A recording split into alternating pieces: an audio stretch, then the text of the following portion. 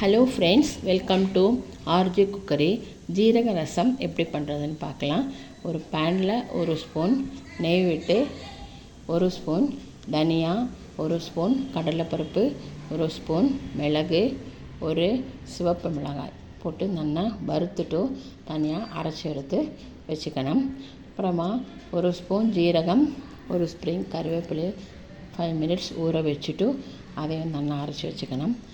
பேனில் ஒரு ஸ்பூன் நெய் விட்டு, ஒரு ஸ்பூன் கடுகு வெடித்த அப்புறமா ஒரு தக்காளி, நான் இன்றைக்கி அரை தக்காளி தான் எடுத்துருக்கேன். அது குட்டி குட்டியாக நறுக்கி அதில் போட்டு நல்லா 2 நிமிஷம் நல்லா வதங்கின அப்புறமா புளி தண்ணியை அதில் விடணும். ஒரு லெமன் சைஸு புளியை 10 நிமிஷம் ஹாட் வாட்டரில் ஊற வச்சுட்டு புளி கரைசல் எடுத்து நல்லா வடிகட்டி அதில் விட்டு 5 நிமிஷம் அந்த பச்சை வாசனை போகும்படியாக நல்லா மீடியம் ஃப்ளேமில் வச்சு 5 நிமிஷம் அதை கொதிக்க விடணும்.